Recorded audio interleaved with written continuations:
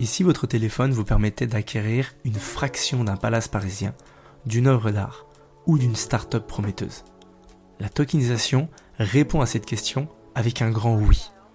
Bonjour à tous et bienvenue dans Token Talkers, votre podcast incontournable sur le Web 3.0 et plus précisément la tokenisation d'actifs. Plongez avec nous dans l'univers fascinant de cette technologie émergente et découvrez comment elle révolutionne notre monde, nos finances, notre économie et redéfinit les échanges de valeurs. Chaque semaine, nous accueillons des invités passionnés et engagés, tous animés par une vision commune: rendre ces technologies accessibles à tous. Ils partagent avec nous leurs connaissances approfondies, leurs expériences uniques et leurs perspectives d'avenir. Que vous soyez un professionnel aguerri, un investisseur avisé ou simplement curieux d'explorer cette révolution technologique, Token Talkers est votre guide privilégié dans l'univers complexe mais absolument captivant de la tokenisation et des actifs numériques.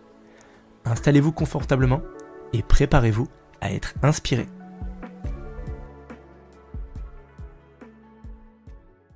Bonjour à toutes et à tous, bienvenue sur cet épisode de Token Talkers. Aujourd'hui, on a la chance de recevoir Kylian, qui est le CEO d'une très très belle entreprise qui s'appelle Corporation. On va en parler aujourd'hui. Il est spécialisé dans le minage de Bitcoin. Kylian, comment ça va? Écoute, ça va super et toi, Lupo? La grande forme. Très content de t'avoir avec nous aujourd'hui. On a plein de choses à voir. Tu es le premier mineur qu'on reçoit sur notre chaîne et tu vas nous apprendre beaucoup de choses. On va peut-être commencer par le début. Du coup, Kylian, donc aujourd'hui, tu es dans le minage. Comment est-ce que tu es arrivé jusque-là? Oula, longue histoire. Moi, je viens de Bondy à la base, donc je viens de banlieue parisienne. Mais mon père est passé à la retraite quand j'avais 16 ans, quelque chose comme ça. Et du coup, genre, notre niveau de vie et notre pouvoir d'achat en France, il a fait moins 4. Et du coup, bah là, mes parents, ils ont commencé à chercher une solution pour récupérer du pouvoir d'achat. Et donc, on est parti dans le pays qui a le coût de vie le moins cher en Europe. Et donc, on est parti en Bulgarie. On va en Bulgarie, sauf que moi, j'étais un peu une catastrophe à l'époque. J'ai arrêté l'école et j'ai arrêté l'école très tôt. Et donc, bah, moi, je suis un peu seul dans ma chambre en Bulgarie. Je teste plein de trucs. Je lance un premier business de resell de sneakers. Ça marche plutôt bien. Je revendais des paires, ça, à l'époque, en 2007 et tout. C'était un peu la période d'or. Ensuite, je lance deux, trois trucs. J'ai essayé pas mal de choses et j'ai ouvert un truc de burger de nuit. Ça n'a pas du tout marché. J'ai jamais vendu un burger. J'ai ouvert, j'ai monté des clips pour des rappeurs, mais j'étais payé quoi. J'étais payé 40 € le clip, que dalle. Je me suis spécialisé un peu dans le drone FPV et tout ça. Et en fait, j'étais dans ma chambre, tu vois, je faisais plein de choses, tu vois, dans cette chambre chez mes parents, parce que j'avais que ça à faire. Et je passais beaucoup de temps sur YouTube. Et en fait, à un moment donné, il y a un ami de mes parents qui vient à la maison, qui s'appelle Paul. En fait, il rentre dans ma chambre et en fait, ma chambre, elle ressemblait, tu sais, il y avait plein de trucs partout, il y avait plein de projets. Et tu vois, lui, il commence à s'intéresser un peu à ce que je fais dans cette chambre, tu vois. Et bref, on commence à sympathiser et tout, et il commence à m'expliquer un peu qui c'est, machin. Et donc, bon, vous connaissez Au Bureau, la chaîne de restaurant Au Bureau, ça vous dit quelque chose? Moi, ça me dit rien. Les gens, ils ont l'air de Ouais. connaître. Ouais, bon, grosso modo, il a revendu son fonds de commerce pour plusieurs millions. Et après, il s'est barré en Bulgarie et sauf qu'il a investi une grande partie de cet argent dans pas mal de machines de minage. Et donc, on a commencé à parler de ça. Je fais le minage, c'est quoi? Explique-moi comment ça marche. Ok. En fait, mon premier pas dans le minage, ça a été parce qu'à l'époque, il y avait une pénurie de cartes graphiques. Donc, il n'y avait plus de RTX 90, il n'y avait plus de RTX 80, c'était la fin du monde, les gamers, ils ne pouvaient plus faire leur ordinateur, c'était vraiment, il n'y avait plus des grosses pénuries, parce que les mineurs, ils achetaient tout, c'était trop rentable, et même les gamers qui achetaient, ils se mettaient à miner, parce que bref, c'était vraiment la guerre, les cartes graphiques. Et en fait, moi, il me dit, bah écoute, moi je cherche des cartes graphiques, mais là, ça se revend à des prix de malade, je vais pas acheter à ce prix-là. Par contre, si tu me les trouves à ce prix-là, voilà le prix de base, ça c'est le prix de base. Si tu arrives à les choper, voilà la marge que tu peux te faire. Moi, je te paye, moi j'avais pas de cash. Du coup, j'avais un client direct qui me payait dès que j'avais une carte. Et du coup, je fais, ok, je vais trouver des solutions pour avoir des cartes. Et là, je trouve des bots Discord qui envoient des notifs à chaque fois qu'il y a une carte qui est online sur un site. Donc LDLC, matériel.net, tout ça. Et là, je trouve ça. Et du coup, bah, lui, il sait pas que j'ai ces bots-là. Et du coup, bah, là, j'ai voilà, j'ai une carte. Je fais, ah, comment t'as fait pour avoir une carte? Quoi? Ok, j'ai une deuxième. Et en fait, j'ai commencé à revendre des cartes graphiques comme ça. Les gens, je leur ai vendu une quinzaine. J'ai dû prendre 3 à 4 000 euros, un truc comme ça.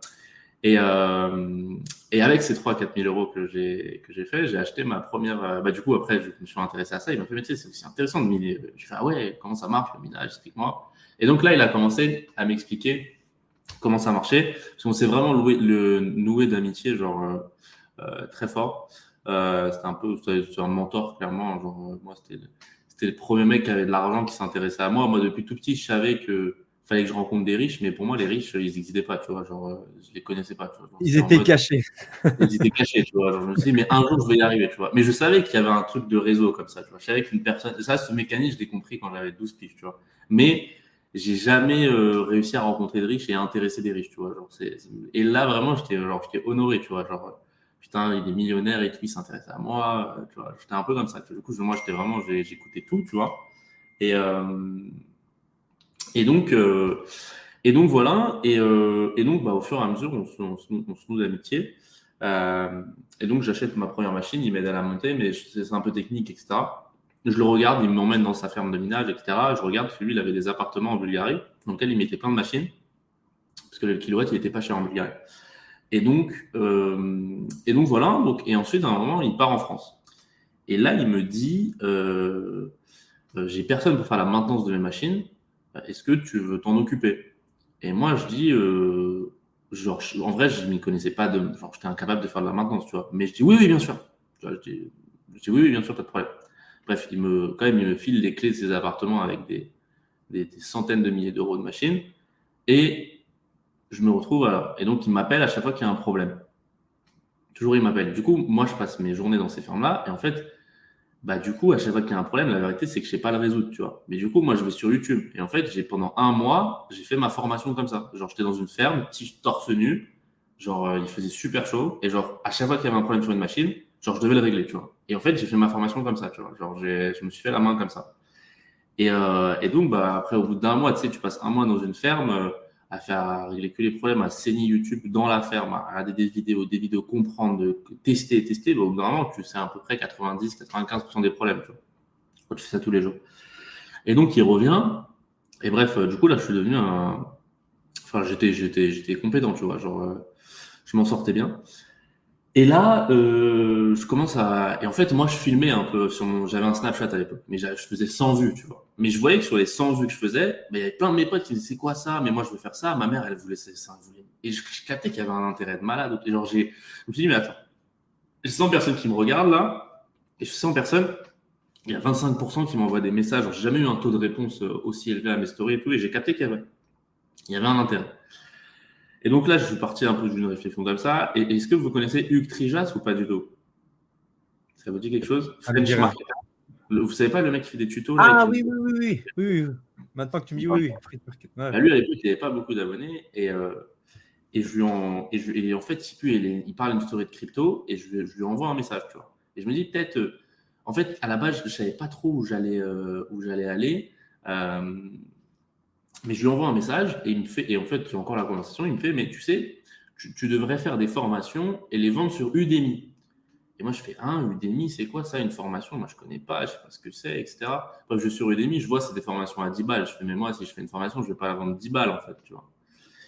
Et donc, bah, après, je me dis, OK, je vais faire une formation. Bon, je vais pas la vendre sur Udemy, mais je vais faire une formation. Je pars de ce principe-là. C'est lui qui m'a donné cette idée.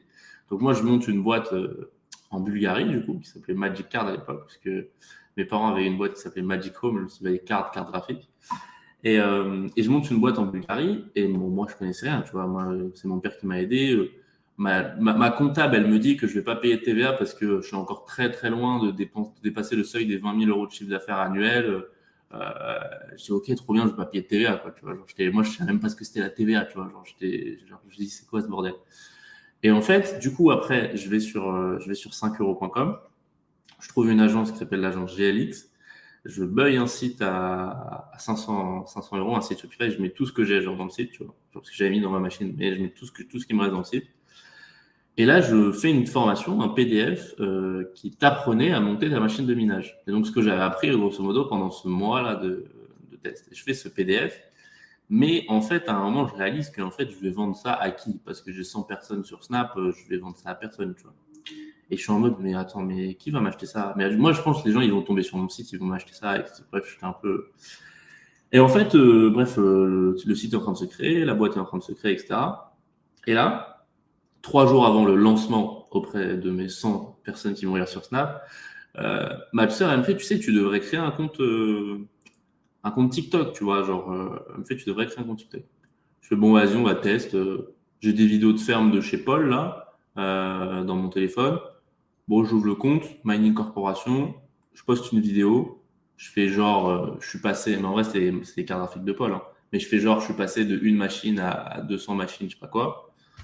Et du coup, je poste cette vidéo à 14h. Et là, genre, 2 heures après, la vidéo, elle est genre à 10 000 vues. Et là, je commence à avoir genre des premiers abonnés et tout. Je fais, wesh, qu'est-ce qui se passe? Et je commence à recevoir des questions en DM Insta et tout. Genre, je fais, wesh, qu'est-ce qui est en train de se passer, tu vois? Et bref, il se trouve que cette vidéo, elle est montée jusqu'à genre 700 000 vues, je crois, un truc comme ça. Première vidéo sur TikTok. Et après, c'est parti totalement en couille. Mais quand je dis totalement en couille, c'est que du coup, je fais mon lunch de formation, comme c'était prévu, mais à la base, je devais le faire auprès de mes 100 personnes qui me regardaient sur Snap. À la final, je me retrouve, j'avais déjà 10 000 abonnés 3 jours après. J'avais des vidéos. Là, ma 4e vidéo, elle a fait 2,1 millions de vues et tout. C'est parti genre vraiment totalement en couille. Et donc là, j'ai capté qu'il y avait une grosse traction. Et les gens kiffaient me voir parler de minage. Et en fait, moi, je faisais des vidéos en mode, j'étais un mineur et je faisais des vidéos, mais avec mon bras comme ça, tu vois. Donc, personne ne voyait ma tête, il y avait juste mon bras. Et j'expliquais n'importe quoi, tu vois. Tout ce que j'ai inventé dans ma vie, que j'ai pouvais dès que je voyais un truc, j'avais une idée, je le faisais, tu vois. Et je postais ces vidéos-là. Et donc, le premier jour de lunch de ma formation, je fais 1 000 euros. Et donc là, c'était là, j'ai fait, attends. Genre avec mes parents, genre on est devenu complètement fou, tu vois. J'ai fait 1 000 euros en une journée, genre qu'est-ce qui s'est passé là, en fait, tu vois, genre en vendant un PDF que j'ai écrit en 2 jours, je comprends même pas comment les gens ils sont satisfaits, c'est de la merde ce que j'ai fait, genre. Mais les gens ils ont acheté ça, genre là j'ai commencé à péter un câble dans ma tête. Tu vendais combien ton PDF, Kylian? Alors j'ai testé plein de prix, mais dans la moyenne c'était 300 balles quoi. Ah, quand Mais même. ouais, 300 balles. Mais là, ce jour, quand j'ai fait 1 000 euros, genre, mes parents et tout, genre, on a discuté toute la soirée, on n'a pas compris ce qui s'est passé. Enfin, c'était un truc de malade. Et moi, dans ma tête, je me dis, jamais ça va se répéter le lendemain. C'était le lunch, c'était la formation, c'était le truc. Bref, ça a continué comme ça. Et il se trouve que 3 mois plus tard, grosso modo, je suis passé de mes parents, ils me passaient 100 balles d'argent de poche par mois pour vivre en Bulgarie, à 3 mois plus tard, je faisais 100 000 balles de bénéfice net avec cette formation, quoi. Donc en fait, ma vie, elle a carrément changé de malade mental. Genre, moi, j'ai rien compris à ce qui s'est passé. J'ai eu énormément de cash qui est rentré d'un coup. Enfin, bref, après, même ma comptable, elle pensait que j'allais pas payer de TVA parce que c'était 20 000 euros annuels. En fait, son truc, je l'ai fait le premier mois, en fait. Genre, et d'ailleurs, j'ai payé une pénalité de TVA parce que justement, elle n'a pas réussi à gérer ça ou quoi. Tu vois, genre, mais n'importe quoi. Et bref, là, personne ne comprend ce qui se passe. Genre, elle grossit jusqu'à monter à 100, 200 000 abonnés sur le. Mais moi, en fait, faut t'expliquer, moi, j'ai pas percé avec Kylian Khalifa.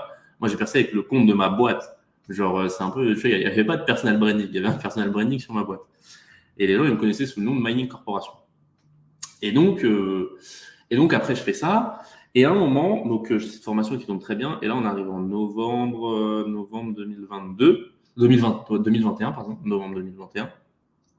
Et là, je suis à Montmartre, je suis à Paris, parce que j'ai un ami à moi qui s'appelle Victor, et qui, du coup, lui, il a acheté des machines, et je l'ai aidé à monter ses machines, quoi, tu vois.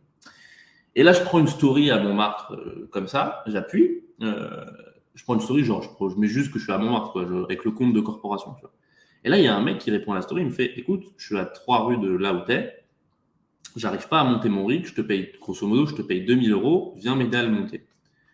Et là, je fais, ok, bon, je dis, Victor, on va y aller, on va aller chercher les 2 000 euros. Et là, je lui monte son rig au mec, et je prends 2 000 euros en cash. Et là, je regarde Victor, et je dis, frérot, je viens de prendre 2 000 euros en 1 heure, là, il y a un truc à faire, en fait, tu vois. Et là, je rentre chez moi en Bulgarie et tout, et je me dis, ok, on va lancer un service d'installation à domicile. Donc là, et du coup, Victor, en fait, lui, s'est vachement intéressé à ce que je faisais, parce que je lui dis, écoute, moi, j'ai besoin d'un installateur en France, j'ai vu que quand j'ai monté ton rig, c'est mon ami, tu vois, donc je l'ai aidé à monter totalement gratuitement. J'ai vu que tu étais super intéressé, que tu t'intéressais vachement. Je dis, bah voilà, moi, tu te formes en une semaine, je t'aide, machin, on apprend tout et tu vas monter des rigs et on y va, quoi. Du coup, je rentre et je me dis, du coup, je vais lancer un service d'installation à domicile. Et en fait, le principe était simple, c'est qu'on livrait le matériel chez le client. Donc, en fait, ça, c'était encore une typologie de client encore plus flemmard. C'est ceux qui ont la flemme encore de se former. Donc, c'est encore plus flemmard. Et moi, je les connaissais pas, ceux-là, tu vois. Je l'avais pas dans mon viseur. Tu vois. Pour moi, les gens, ils achetaient une formation. Déjà, je les aidais beaucoup, tu vois. Et en fait, du coup, je lance ce service-là. Donc, le principe, c'était, on livre le matériel à la maison, on l'envoie à un installateur à domicile. Donc, l'installateur, il se déplace chez le client, il installe la machine, donc il installe tout, il fait tous les réglages, etc. Il plug tout pour que ce soit plug and play et qu'il mine, et il le forme sur une journée. Comme ça, après, on peut faire de la maintenance en visio à distance, quoi. Et donc là, on launch le service, et ça aussi, ça part encore plus en couille que la formation.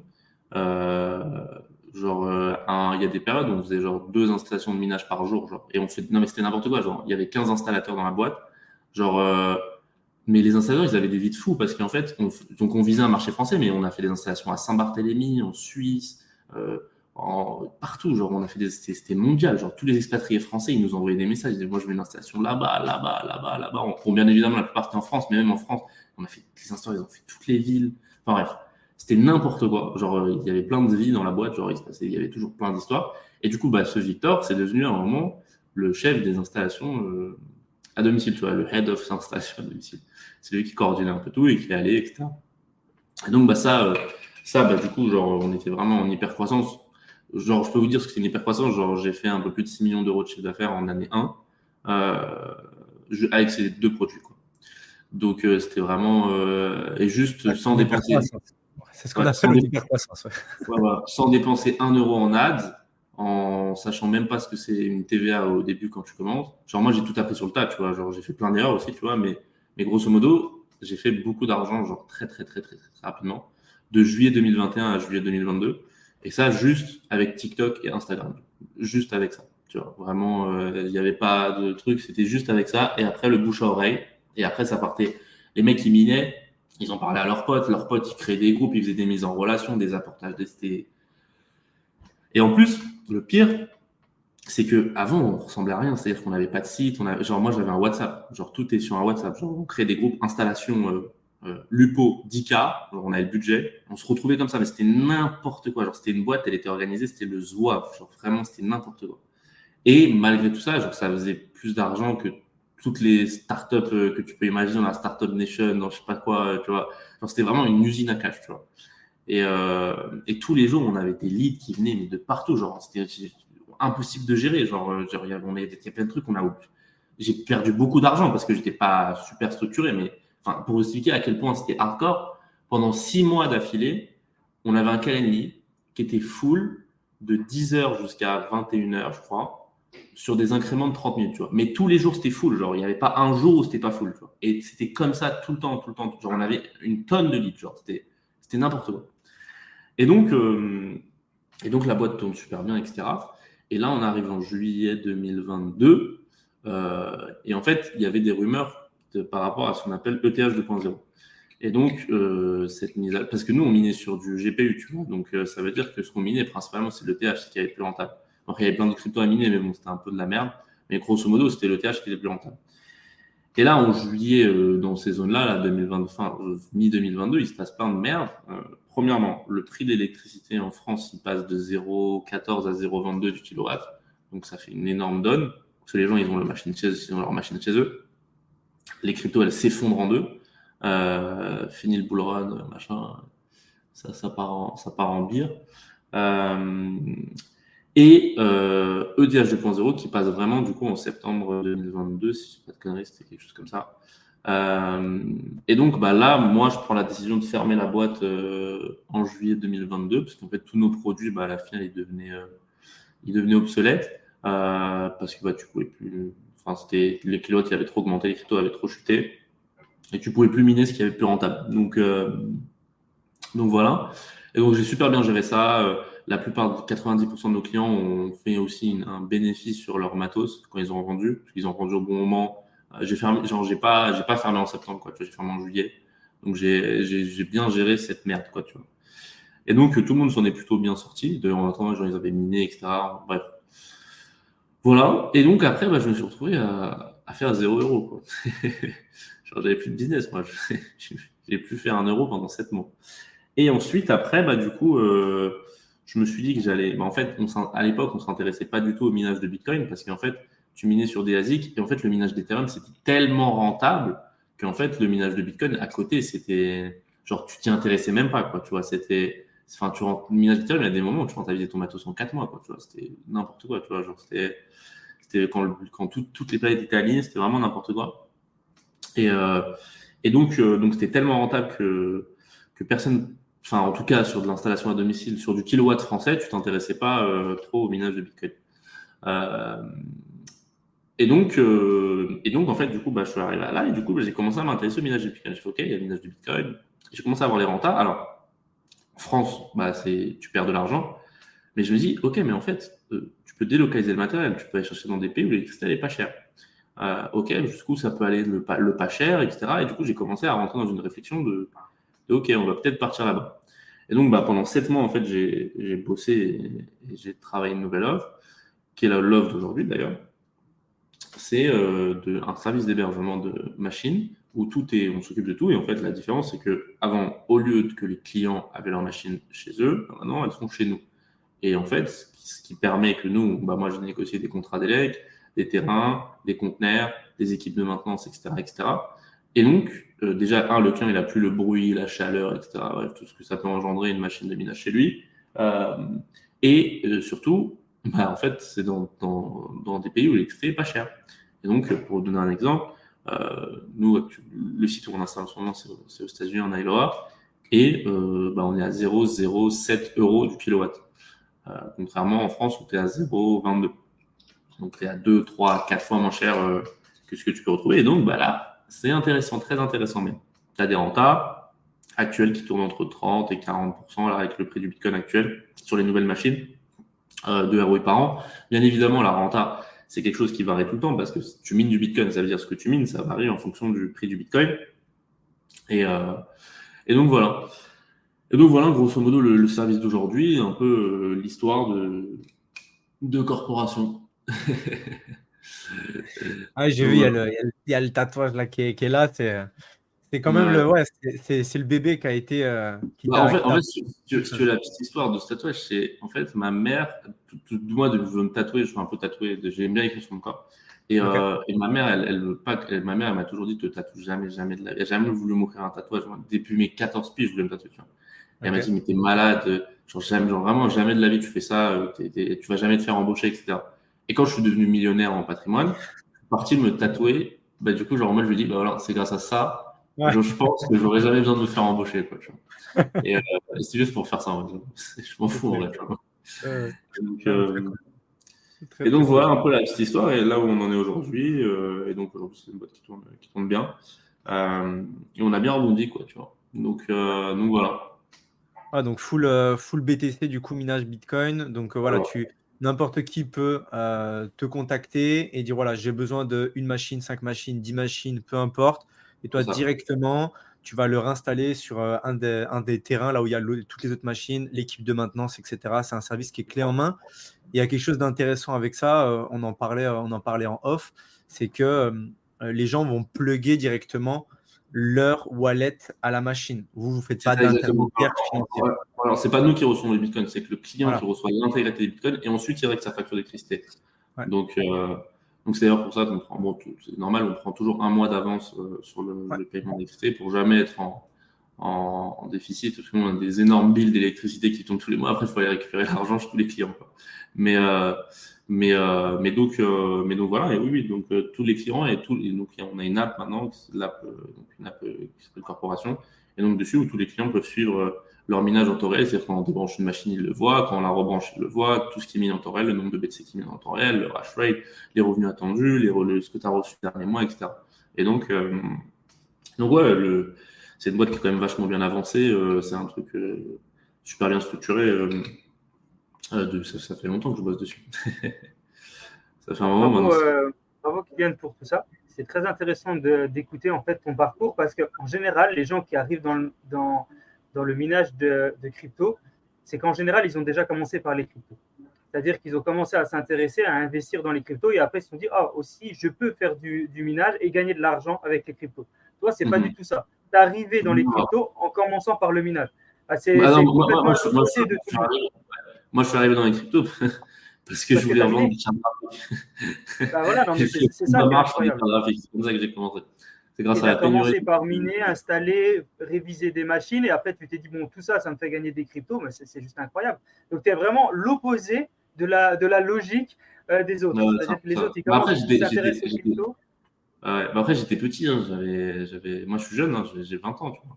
Donc, ça veut dire j'ai commencé, j'avais à peine j'ai ouvert ma boîte le jour de mes 18 ans, tu vois. Donc, donc j'étais petit, tu vois. Genre, je suis pas, tu vois, c'est rare qu'un mec de 17 ans il soit là en mode ouais, j'ai envie d'acheter du Bitcoin, tu vois, tu t'intéresses à. C'est un truc, va être de plus en plus le cas, mais c'est vrai que. C'est vrai non, mais maintenant c'est de plus en plus le cas parce que moi en plus, j'étais pas trop sur les réseaux, etc. Tu vois, genre, j'étais que sur Snap et tout, tu vois, j'étais pas trop branché, genre, je suivais pas les Yomi, les trucs, tu vois, je me mangeais pas trop ce content-là, moi, je me mangeais d'autres choses, mais maintenant, c'est sûr, maintenant, on parle tellement d'invest, d'inflation, de protéger son argent, on parle, maintenant, c'est du content courant, mais à l'époque, c'était pas pareil, tu vois, ça a bien changé quand même en 1 an et demi, 2 ans, là, tu vois, ce que tu te manges sur TikTok. Et donc, à cette époque-là, quand tu parles de TikTok, à cette époque-là, justement, c'était quoi, 17 ans où tu as commencé pour ce fameux pôle, réviser ces machines, faire la maintenance? Ouais, fin 17 ans, tout début de 18 ans, quoi. Impressionnant. Ouais. Et à ce moment-là, tu t'es dit, OK, je lance mon expérience sur TikTok au même moment. Et tu as 17 ans. C'est ma petite sœur, en fait. C'est grâce à ma petite sœur. C'est ma petite sœur, elle m'a dit, ouvre un compte TikTok. Moi, j'ai dit, OK, je vais ouvrir un compte TikTok. Et après, en fait, ma vidéo, la première vidéo, j'ai fait 800 000 vues, genre, c'était, tu vois. Et donc, en fait, j'ai vu qu'il y avait ça et j'ai commencé à recevoir plein de DM, tu vois. Après, j'ai eu autre chose aussi qui a super bien marché. C'est que j'ai fait une interview. Vous voyez, c'est qui Théo Lyon ou pas? Ouais, bien sûr. En fait, j'ai fait une interview avec lui. Alors, lui, la petite histoire, c'est que moi, à l'époque, je me montrais pas, tu vois. Donc, je montais ma main. En fait, parce que moi, j'avais peur un peu tu vois, je viens de Bondy. C'est-à-dire que moi, je m'étais déjà fait cambrioler et tout, tu vois. J'étais un peu, tu vois, je sais très bien l'argent. Et tu vois, j'étais pas à Dubaï, tu vois, je sais pas, j'avais un peu, je me disais, j'ai pas envie qu'on me fasse chier, tu vois. Alors, j'étais un peu comme ça, tu vois. Et dans l'anonymat à fond, tu vois. Et en fait, Théo, donc je lance un compte LinkedIn à l'époque, début janvier, je lance un compte LinkedIn, et pareil, je mets une photo de profil, c'était un NFT, tu vois, c'était pas ma tête. Et du coup, je commence à faire des posts et tout, et Théo, il m'envoie un message, bref, on fait un call, et bref, Théo, vachement impressionné, etc. Il me fait, ouais, je veux faire une interview, etc. Moi, je t'achète des machines et on les installe en réel. Et moi, j'ai fait, non, tu vois, je suis pas chaud, tu vois, je suis pas trop chaud tu vois, je suis dans l'anonymat, etc. Tu vois, je suis pas trop chaud. Et il me fait, mais tu vois, à l'époque, il avait, je crois, 4000 abonnés sur YouTube, tu vois, genre, il avait pas beaucoup d'abonnés. Et il me fait, tu vois, mais regarde, mes vidéos, elles font pas beaucoup de vues, machin, t'inquiète, ça va pas trop être vu et tout. Je fais, bon, ok, vas-y, ok, bon, ok. Et je vais, il habitait à Vincennes, je crois, c'était ça. Et je vais, bref, il nous prend 13 000 € de machine, je crois, à l'époque. Je vais, il me paye. Bon, au lieu que ce soit un installateur qui fasse l'installation, c'est moi, je le fais. Et on fait la vidéo, machin, ça se passe trop bien, super gars et tout, trop cool et tout. Et il poste la vidéo. Et en fait, cette vidéo, elle démarre totalement normalement. Genre, je me dis, bon, elle va rester bloquée à un cas de vue, personne ne va la voir, c'est bon, faites pas chier. C'est bien. Et là, je suis sur TikTok et je commence à voir ma gueule dans des réels. Et je fais, mais qu'est-ce qui se passe là en fait? Il me fait, frérot, la vidéo elle est en train d'exploser et tout. Et bref, il se trouve que cette vidéo, c'était la vidéo la plus vue de sa chaîne. Genre, bon, il l'a enlevée. Mais en fait, cette vidéo, elle est montée genre à 300 000 vues, je crois, un truc comme ça, cette interview. Et en fait, bon, il l'a enlevé parce qu'en fait, avant, il faisait une série où il documentait ses investissements. Maintenant, il a tout supprimé de cette série-là. Et donc, cette vidéo-là fait partie de. C'était Beat to Market, je crois, ça s'appelait cette série. C'était un épisode de cette série. Bref, il a supprimé tous les épisodes de cette série. Et cette vidéo, elle est en 6 mois, elle a explosé. D'ailleurs, c'est que sa chaîne, comme ça, aujourd'hui, il a, je crois, 20 000 abonnés avec cette vidéo sur YouTube, un truc comme ça. Et là, tout le monde, là, et d'ailleurs, beaucoup de gens me connaissent par rapport à cette interview. Mais pourtant, voilà. Donc j'ai ça aussi qui a bien accéléré le truc, en plus de TikTok et tout. Et cette vidéo, elle m'a Enfin, voilà, quoi, tu vois. Donc il y a eu ça aussi qui a bien fonctionné. Ouais, c'est là où on voit qu'il y a toujours un commencement. Et forcément, quand on a du commencement, en faisant les choses, il y a des choses qui peuvent revenir à nous. Tu n'aurais pas fait ça, tu n'aurais pas pris des risques, tu n'aurais pas testé éventuellement de dire Mais je c'est vais sûr, hein. réparer des machines alors que je ne savais pas le faire. Je vais En faire fait, c'est ça. ce podcast avec cette personne-là alors que je ne la connais pas et je ne voulais pas trop à la base. Et en Bah, fait, en fait, tu as pris des risques et ça paye. Bah, en fait, c'est ça, en fait, tu vois, tu fais des trucs et en fait, tu sais jamais où ça va mener, tu vois. Ça veut dire que tu fais des trucs, tu vois, c'est comme les gens, tu vois, ils pensent que, je sais pas, Apple, c'était un plan. Ok, Steve Jobs, quand il a monté, il savait, genre, Apple, il savait qu'Apple, ça allait devenir Apple. Genre, c'est un concours de chance, de circonstances, de rencontres. Faut être au bon endroit, au bon moment, avec les bonnes personnes. Faut prendre les bonnes. Et après, tu fais ton chemin comme ça et ça va plus ou moins loin, tu vois. Ça, c'est pas quelque chose, le seule chose que tu peux contrôler, c'est que tu te lèves le matin, tu te donnes à 100% et t'arraches tout. Et c'est la seule chose que tu peux contrôler. Et après, tu vois où ça mène, tu vois. Mais moi, enfin, tu m'aurais dit, il y a 2 ans et demi, genre, je t'aurais dit, mais qu'est-ce que tu es en train de me raconter, tu vois. J'en savais rien du tout, tu vois. Et j'ai C'est juste, fou. fait les choses, en fait, tu vois. Je suis allé en mode, bah, ok, on y va, on fait une formation, on se donne les moyens, on va trouver des gens sur 5euros.com, ok, on va discuter, on va comprendre comment ça marche. Tu vois, tu peux même retrouver des posts sur moi, parce que moi, le premier mois, quand j'ai fait de l'argent, genre, du coup, je me suis intéressé au e-commerce. J'ai capté qu'il y avait des séquences mail, tout ça. Genre.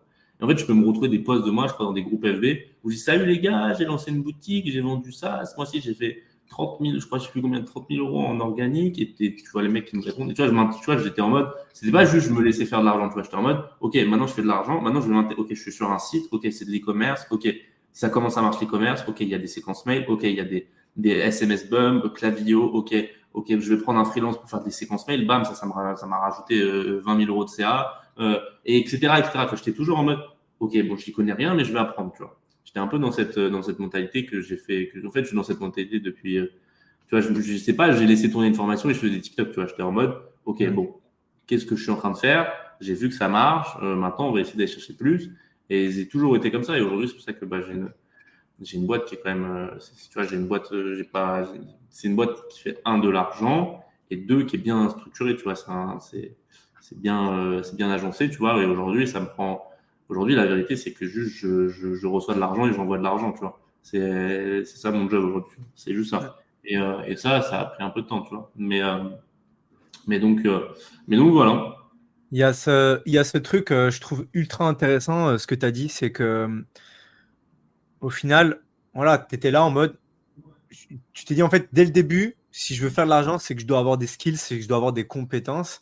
Et Bah ouais, c'est vraiment un truc que moi j'essaye, enfin qu'on essaie de répéter avec Jean aussi sur le podcast, c'est que en fait accumuler du savoir, c'est bien, mais c'est pas le savoir qui fait les choses. En fait, il y a une différence entre savoir et compétence. hmm, Et vraiment, la valeur sur le marché, c'est pas ton savoir. Encore moins aujourd'hui avec l'IA, où tu lui poses une question, il va te répondre. La valeur aujourd'hui dans un marché, c'est quelles sont les compétences, quelle est la valeur que tu peux apporter à une personne ou à un groupe de personnes. Et comme tu le vois, comme tu dis très bien, voilà, j'ai start, j'avais zéro skills. Je me suis hmm, tué sur YouTube à apprendre des choses, mais pas juste apprendre du savoir, enfin pas apprendre des livres, vraiment hmm. apprendre à, OK, comment est-ce que, avec ce savoir, oui, mais comment est-ce que je vais créer de la valeur pour les autres? Et je trouve que ça, c'est un point ultra, ultra important dans ce que tu as dit, en tout cas pour essayer de le traduire un petit peu aux personnes. Et aujourd'hui, comme tu dis, on se connaît, donc je sais que tu es tout le temps justement en train d'essayer d'apprendre des choses, de dire, OK, ça, quel arc, quelle corde je pourrais mettre encore plus à mon arc pour que ma boîte, elle se développe, pour que je sois encore meilleur, un meilleur communicant, etc. Et comme tu dis, tu es allé dans de la viralité. Au final, tu sais pas trop comment, tu avais les codes ou on sait pas trop, c'est parti. Mais Exactement. derrière tu as mis l'énergie pour continuer de une, C'est faire ça, les tu vois. choses de mieux en mieux, structurer. Enfin, voilà, c'est. Bah, c'est sûr, en fait, tu vois, moi, j'ai toujours été en mode, bah, j'y vais. Genre, en fait, j'ai jamais eu les croyances. En fait, tu vois, j'ai jamais eu les croyances limitantes que la plupart des gens, quand ils se lancent en mode, moi, j'ai jamais attendu d'avoir le produit parfait ou, tu vois, genre, je suis pas, bon, maintenant, je suis un peu plus comme ça, du coup. Maintenant, tu vois, je suis un peu plus, maintenant, j'ai de l'argent, je me dis, bah, attends, on va faire un beau truc avant de le lancer. Je suis un peu, maintenant, j'ai un peu perdu ce truc de, de, de, de mec qui lance n'importe quoi. Je sais pas, maintenant, je me dis, bah, vu que, je sais pas, j'ai monté une belle boîte, je sais, je vais aller plus vite pour faire un truc un peu mieux, tu vois. Mais maintenant, je suis un peu comme ça. Mais au début, tu vois, j'y suis allé un peu avec ma bite et mon couteau et on est allé, on a fait ce qu'on avait à faire et j'ai appris ce que j'avais à apprendre sur le tas, tu vois. Genre, moi, j'ai fait ma formation de la vie en 2 ans et demi, tu vois. Genre, je te dis, je savais même pas, j'en savais rien. Moi, on me faisait signer des documents pour ouvrir ma société. Je savais même pas ce que c'était une société. Je savais même pas qu'il fallait ouvrir une société. Moi, je pensais, on envoyait des virements sur le compte bancaire, tu vois. J'avais pas compris qu'il fallait payer des impôts, tu vois. J'étais un peu, tu vois, j'ai tout appris, tu vois. J'ai découvert une comptable, j'ai découvert assistant, j'ai commencé. Moi, tu regardes mes premiers calls quand je recrute des personnes. Enfin, si j'aurais enregistré, tu m'aurais vu. Ou alors, frérot, écoute, en plus, si je parlais un peu comme ça, tu vois, j'étais un peu. Après j'ai gagné en éloquence, en prestance, etc. avec le temps, mais au début, tu vois, j'étais un petit gars. Ouais, frérot. Mais moi, pour t'expliquer à quel point j'étais naïf, genre mes premiers calls clients, des fois, j'arrivais, j'étais torse nu comme ça, je faisais. Alors, dis-moi, tu veux acheter une formation, Mining 2.0? Tu vois, j'étais un peu fou dans ma tête, tu vois. Genre, et en fait, après, j'ai capté. À un moment, je me suis dit, mais pourquoi il a pas acheté lui? Peut-être parce que j'étais un peu torse nu et tout. Genre, peut-être, tu vois, j'étais un peu. Mais tu vois, j'étais comme ça. Et en fait, j'ai appris mes conneries avec le temps, tu vois. Mais je t'ai dit, en plus, j'étais pas trop civilisé, tu vois. Genre, enfin, ça va, mais genre, j'étais pas non plus. Tu vois, moi, j'ai grandi avec des mecs qui parlent le Coran, Wallah, Wallah Hadim. Oula, qui jure toutes les 5 secondes. Tu vois, moi, forcément, ça avait des teintes sur mon langage, tu vois. Je parlais un peu comme ça, j'étais un peu, tu vois. Et du coup, bah, tu vois, maintenant, mes clients, c'est des mecs qui ont 40 ans, 50 ans, 60 ans. Ok, bon, comment ils vont me faire confiance, tu vois. Et, euh, et donc, ça, bah, je l'ai compris. J'ai fait des conneries, tu vois, mais je l'ai compris avec le temps. Ouais. Bon, maintenant, ça va, mais, mais à On l'époque, commence tous, euh, on commence tous ouais, quelque part. On commence voilà, tous quelque part. Est-ce exactement. que tu peux nous expliquer justement, on a compris comment tu as commencé Corporation, c'est juste incroyable. Est-ce que tu peux nous expliquer un petit peu bah, comment ça a commencé? Donc là, actuellement, tu as dit que tu avais une ferme dans l'Îlois, si je ne dis pas de bêtises. Est-ce que maintenant, il y en a plusieurs? Combien Ouais, éventuellement alors, tu as de clients? Combien tu as de machines? ouais, le premier site qu'on a ouvert, c'était aux Émirats. Okay. Ici, on a sold out 300 machines assez rapidement. J'en ai pas ouvert un parce que bah, ici, il fait chaud. Bref, on a eu quelques. On a un peu plus de galères que sur le site aux États-Unis. Du coup, j'ai pas voulu en rouvrir un. Aux États-Unis, on a un peu plus de machines. On a un peu plus ouais, on gère à peu près 1000 machines en ce moment. Euh, donc, grosso modo, on gère à peu près 1300 machines au total actuellement. Euh, donc voilà, donc on a un site en Iloa qui lui tourne très bien. Donc tout se passe très bien là-bas. C'est pareil, mais par exemple aux Émirats, tu as un délai d'installation qui est beaucoup plus long qu'on peut avoir aux États-Unis. Par exemple, maintenant, tu vois, on installe en 15 jours maximum. Euh, il y a beaucoup de choses qu'on a. Il fait beaucoup plus froid aux États-Unis. Tu vois, là en ce moment, il neige. Tu vois. Ici, il fait chaud. Hein, genre, tu vois, c'est pas. Donc Ah, c'est une forcément, bonne ça chose. évolue. C'est une bonne Ouais, chose. ouais, c'est ça, tu vois. Et donc, bah, j'ai préféré continuer sur les États-Unis, même, même si on paye notre kilowatt 1 cent plus cher, je crois, un truc comme ça. C'est un peu moins cher ici le kilowatt. Mais et ouais, donc voilà, donc j'ai préféré continuer aux États-Unis. Je prends quelques secondes pour vous remercier d'être avec nous sur cet épisode. C'est d'ailleurs pour cela que nous aimerions vous offrir notre guide sur la tokenisation. Il est disponible dans le lien en description, vous allez pouvoir apprendre encore plus sur cette révolution. Si vous voyez de la valeur dans nos conversations et notre contenu, vous pouvez également nous soutenir en laissant 5 étoiles sur votre plateforme d'écoute préférée. Merci, car grâce à vos évaluations, vous nous aidez à toucher encore plus d'auditeurs passionnés comme vous. Reprenons l'épisode. D'accord. Et donc, du coup, là, pour l'instant, tu en as une usine. Et au fur et à mesure où il y a des nouvelles commandes, tu as encore de la place pour en mettre des nouvelles? Ouais, on a beaucoup de place, on a un peu de la place, on est limité. Alors, c'est des usines, c'est des conteneurs. Hein. Genre, en gros, tu achètes un conteneur. Un conteneur, ça peut loger tant de machines. Tu as des conteneurs plus ou moins gros. Ensuite, tu as un transfo. Le transfo, c'est ce qui va permettre de donner beaucoup d'énergie au conteneur pour pouvoir. Parce que tu te doutes bien. Par exemple, chez toi, bah là, tu peux pas mettre, je pense, plus de 3 machines. Tu vois, sinon, ton compteur, il saute. Tu vois. Donc, ce qu'il faut, c'est avoir des gros compteurs. Tu vois, ce qu'on appelle des transfos. Et, euh, et ces transfos, ils te permettent d'avoir beaucoup d'énergie pour pouvoir alimenter beaucoup de machines. Tu vois. Et donc, ça va assez vite. Tu vois. Euh, et donc, bah, à chaque fois que tu réinstalles des trucs, nous, notre marge, on la prend quand on vend une machine, on prend une marge. Ça nous permet de financer le conteneur, transfo, etc., livraison, dédouanement, etc. Et cette marge-là, du coup, on a notre marge à la finale. Et donc voilà. Toi, tu penses que ta vision, c'est donc là, vous êtes vraiment focus BTC en proof of work. Est-ce que toi, ta vision, c'est de te dire, OK, why not mettre des autres machines pour d'autres cryptos? Est-ce que tu veux vraiment focus BTC jusqu'à ce qu'il y ait 21 millions? Alors ma vision, c'est que toutes les cryptos là qui sont Cadenas, etc., toutes les autres cryptos que tu peux entendre, les cryptos qui se lancent, etc., où tu peux miner, c'est que, ok, super.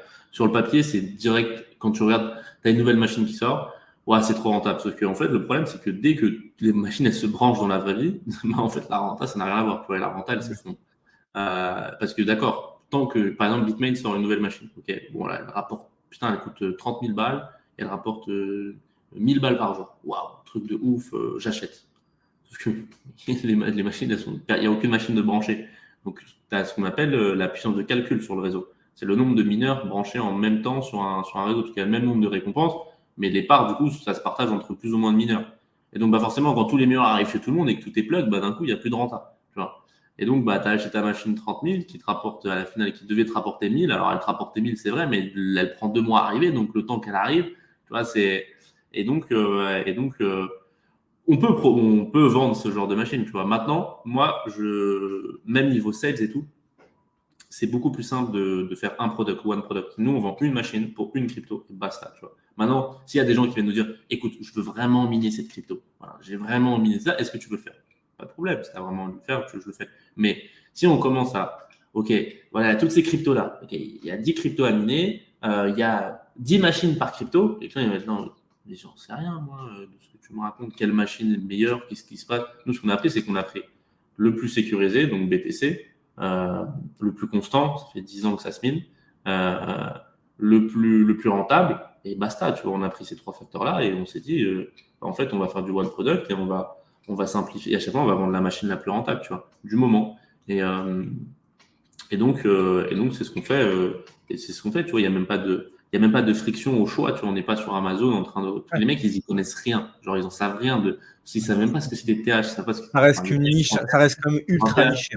C'est super niché, tu vois, c'est super niché, il n'y a pas un mec qui va arriver qui va dire, ah, mais moi, et ces mecs-là, ils te contactent. Ils te disent, voilà, moi, j'ai envie d'avoir ça, je veux miner ça. Ok, il n'y a pas de problème. On peut faire des arrangements, tu vois. Ça, il n'y a pas de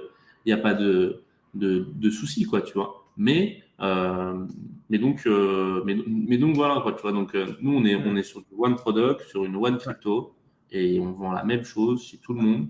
Et c'est beaucoup plus simple comme ça.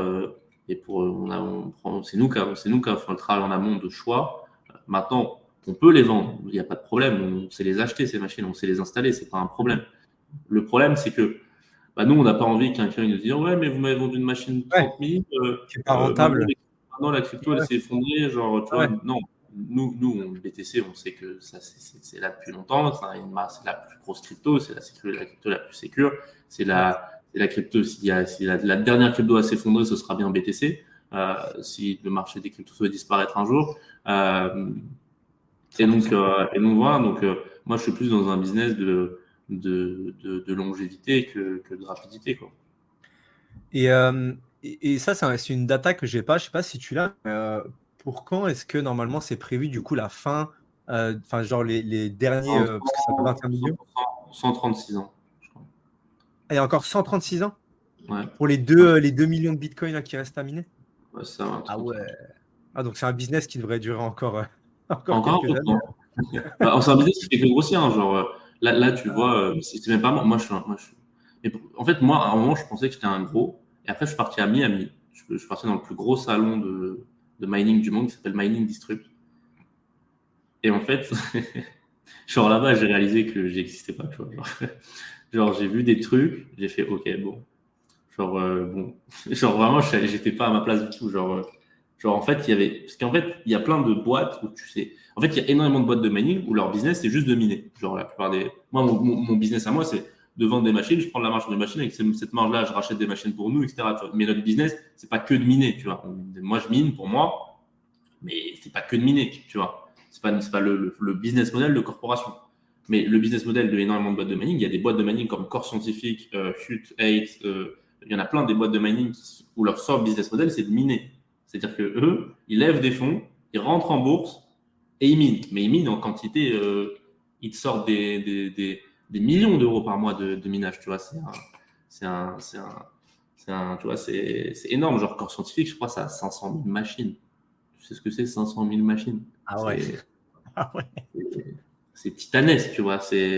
Et en fait, ces boîtes-là, tu sais, il y a plein de boîtes. Et en fait, tout ça, bah, je l'ai vu là-bas, tu vois. J'ai ah, ok, bon.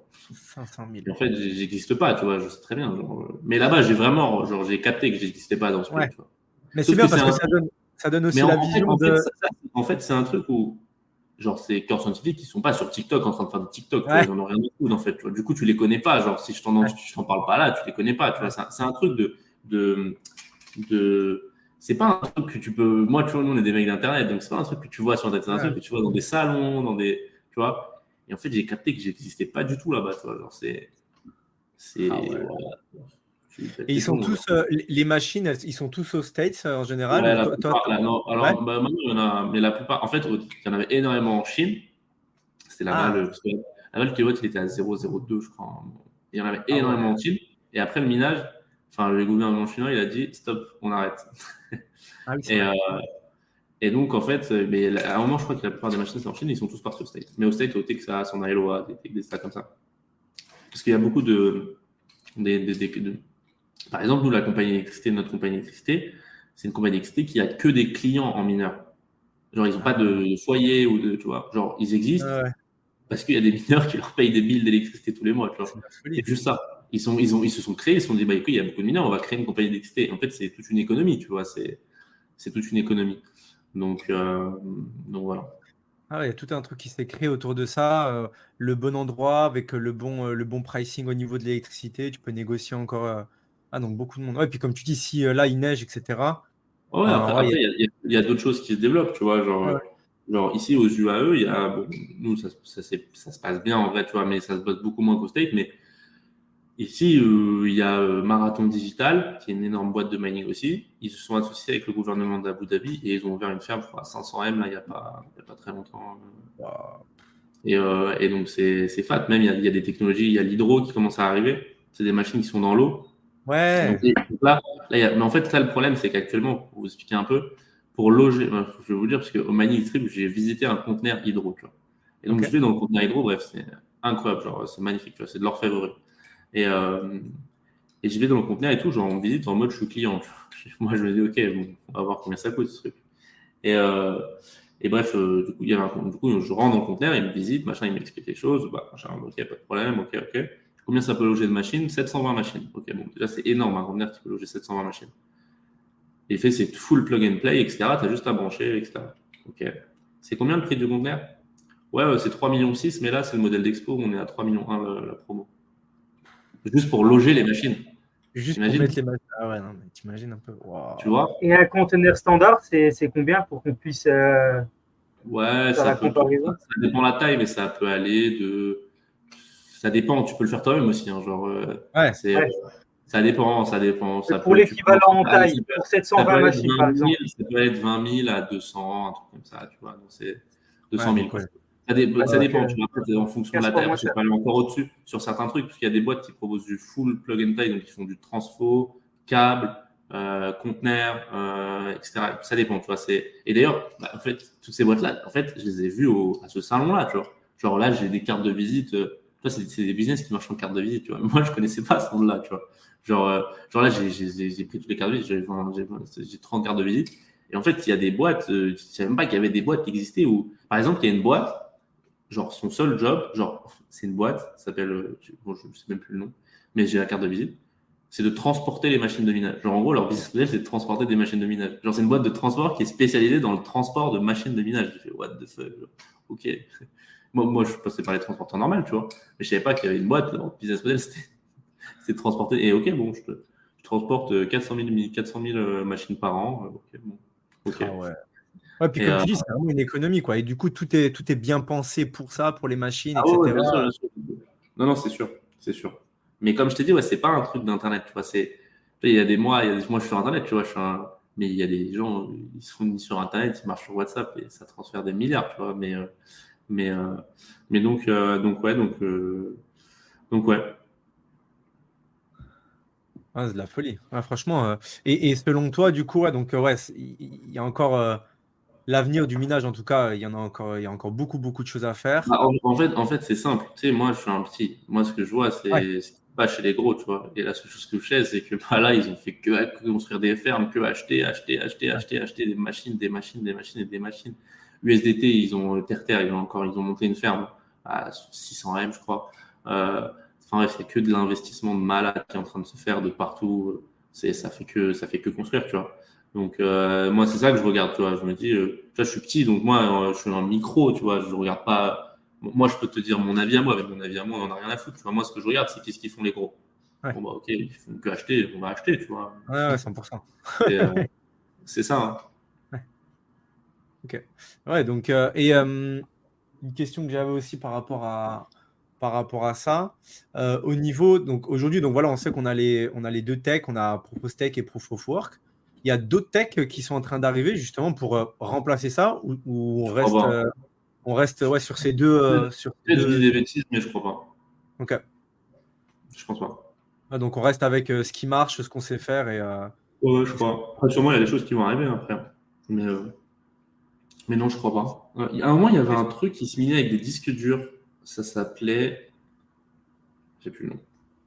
Mais ça se minait bah, je crois que c'était Proof of Stake du coup, mais c'était un truc qui se minait avec des disques durs. Bref, c'était une.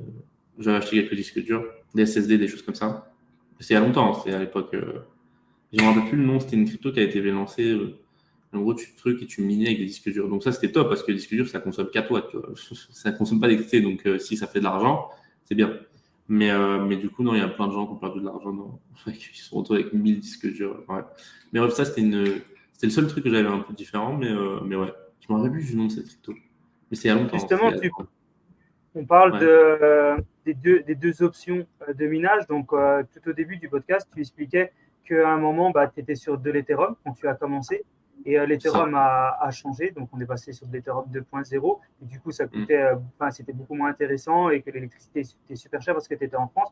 Quand c'est comme ça et que le fait de miner te coûte plus d'argent que ce que tu en rapportes, tu cuts tout simplement tes machines. Exactement.